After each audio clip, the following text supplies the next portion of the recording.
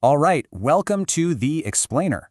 Today we are diving deep into the world of military drones. And I mean the big ones. We're talking jet-sized. So yeah, these are definitely not the kind of drones you might be picturing. So when I say the word drone, what's the first thing that pops into your head? For most people, right, it's that small, buzzing quadcopter, the kind you see filming a wedding or someone flying in a park. And that's a decent starting point. But for what we're talking about today, military hardware, we basically need to just toss that image out the window. Because we are moving way beyond consumer gadgets here. We're stepping into a world of massive, super sophisticated, and highly specialized flying machines that are totally reshaping modern defense and how intelligence is gathered.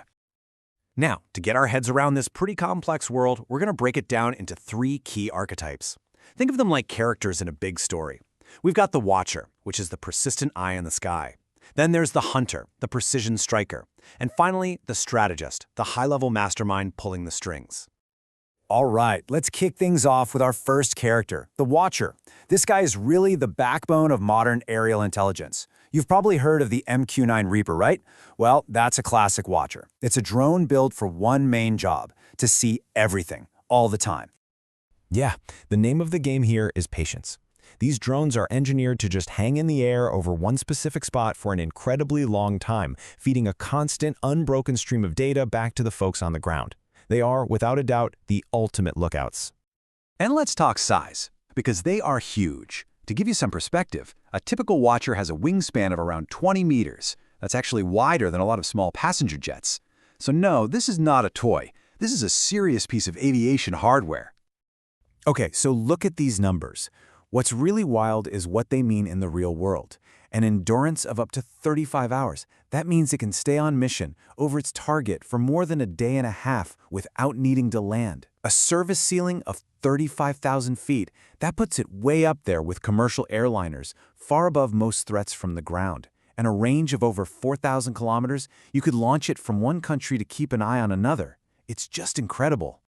So what's it carrying? This is where it gets really cool. The toolkit is just incredibly advanced. You've got the EO/IR turret. Think of that as a super-powered camera for both day and night vision. Then there's synthetic aperture radar, or SAR, which lets it see right through clouds and darkness to map the ground in crazy detail. And the Signet payload, signals intelligence, lets it listen in on things like radio and radar signals. So it doesn't just see the battlefield, it hears the electronic side of it too. And with a toolkit that versatile, the Watcher gets used for all sorts of things. From military recon and border patrol, all the way to civilian missions. Say there's a natural disaster, like a huge flood or an earthquake. You can send one of these up to map out the damage and help coordinate the rescue crews. It can even act like a flying cell phone tower, relaying communications when everything else is down. Okay, let's switch gears and meet our second character. This one is a completely different animal, a real shift in philosophy. If the Watcher's job is to see, well, the Hunter's job is to act. Say hello to the Loitering Munition. The whole idea here, and this is key, is that this drone is expendable. People often call it a kamikaze drone, and that's because it doesn't shoot a missile and then fly home. No, it is the missile. It patrols an area, finds its target, and then dives right into it. It's a one-way trip. And the scale? Totally different. Remember the Watcher's 20-meter wingspan? Well, the Hunter is tiny by comparison, often just a couple of meters across. You might have heard of something called the Switchblade drone. That is a perfect example of this much smaller, more tactical approach. And this chart just lays out the difference perfectly. Look at that contrast. Endurance is measured in minutes, not days.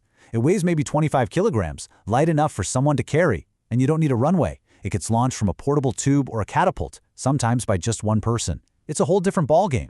One is a big strategic asset, the other is a sharp tactical tool. So, how do you use something like this? Well, first, it's a scout for small units on the ground, giving them an instant bird's-eye view of what's ahead. Then, if they spot a high-value target, it can be ordered to carry out a precision strike with very little risk of collateral damage. And here's the really futuristic part. In its most advanced role, you can launch a bunch of these hunters together in a swarm to overwhelm an enemy's air defenses. All right, for our last character, let's zoom all the way out, meet the Strategist. So if the Watcher sees the battlefield and the Hunter affects the battlefield, the Strategist is the one that sees the entire board. It provides the kind of intelligence that can shape a whole war. These are the real high flyers. We're talking about systems designed to soak up enormous amounts of data over huge areas. Think of titans like the RQ-4 Global Hawk. Their job isn't just to follow a single convoy of trucks, it's to monitor entire regions to give commanders that big picture view they need to make major strategic calls. Now, within this category, there's a pretty important distinction to make. You've got hail drones, that's high altitude, long endurance. These things operate way up, sometimes over 60,000 feet, and they're focused on that broad strategic intel. Then you have mail drones, medium altitude, long endurance. They fly a bit lower, and they're actually closer to our Watcher archetype. They provide more tactical surveillance, and this is crucial, they can often be armed for strike support. When you look at the Strategist toolkit, it's basically a supercharged version of what the Watcher carries. We're talking multispectral cameras that see in different wavelengths of light, more powerful radars that work in any weather, and these incredibly comprehensive suites for grabbing and analyzing all kinds of electronic signals. And of course, those male versions have modular mounts for carrying weapons, allowing them to do precision strikes too. So here's the bottom line. These are not just tools for spying. The intel they gather can literally influence everything from where you move your troops and ships, all the way to diplomatic negotiations.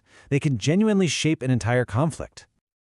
Okay, so we've laid out these three pretty distinct roles, right? The Watcher, the Hunter, and the Strategist. But the future? Well, the future is all about how those lines are starting to blur, all thanks to some incredible leaps in technology. You can really see 4 key trends shaping what comes next.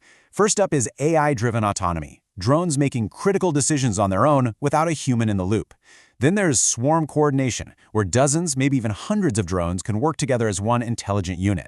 We're also seeing big steps in hybrid propulsion, making them quieter and stealthier, and modular designs that let you quickly reconfigure a single drone to be a Watcher, a Hunter, or anything in between. And that really brings us to the big final question.